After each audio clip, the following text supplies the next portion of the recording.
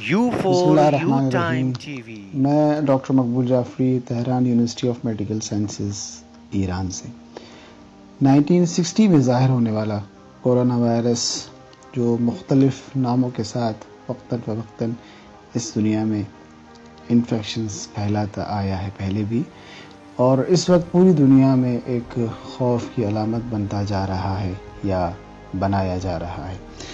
یہ وائرس ایک viral infection سے زیادہ اس وقت اکنامیکل، پولیٹیکل، سوشل اور سائیکولوجیکل اثرات کے ساتھ اس دنیا پہ اثر انداز ہو رہا ہے، اور کہا جا رہا ہے کہ یہ اینڈیمک ہو چکا ہے.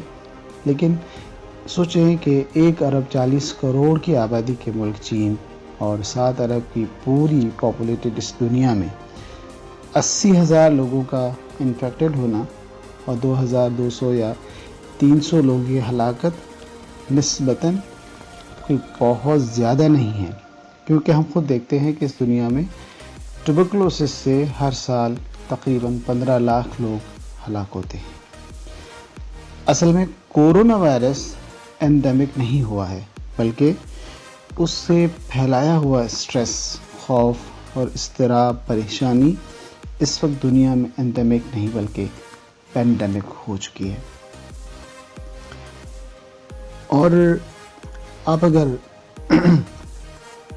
CDC کی ویب سائٹ کو ملاحظہ کریں کہ دسمبر میں اسی وائرس کے ساتھ امریکہ میں انفلوئنزا وائرس بھی پھیلا ہوا ہے ساتھ ساتھ، جس میں اس وقت کی رپورٹ کے مطابق تقریباً 5 ملین سے زیادہ لوگ انفیکٹڈ ہو چکے ہیں اور 7,000 سے زیادہ لوگ ہلاک ہو چکے ہیں. لیکن ہم دیکھتے ہیں کہ کوئی پینک نہیں، کوئی اسٹریس نہیں، کوئی پابندیاں نہیں، کوئی فلائٹس کینسلیشن نہیں، کوئی اکنامیکل کرائسس، کچھ بھی نہیں ہے. کیوں نہیں ہے یہ آپ اور ہم زیادہ بہتر سمجھ سکتے ہیں. اور ہمیں یہ بھی معلوم ہے کہ 1918 میں اسپین سے پھیلنے والا اسپینش انفلوئنزا وائرس، جس سے اس دنیا میں تقریباً 40 سے 50 ملین لوگ یعنی 5 کروڑ لوگ ہلاک ہو چکے تھے، اور دنیا کی تقریباً 27% آبادی اس انفیکشن سے متاثر ہوئی تھی. لیکن اس وقت ایسا کچھ نہیں تھا. لیکن ابھی اس وقت اس دنیا کی اکثر آبادی کو اسی سوشل میڈیا کے ہتھیار سے فیئر، فرائٹن اینڈ اسکیئر کیا جا رہا ہے. اس ویڈیو کو زیادہ سے زیادہ شیئر کیجیے، لائک کیجیے.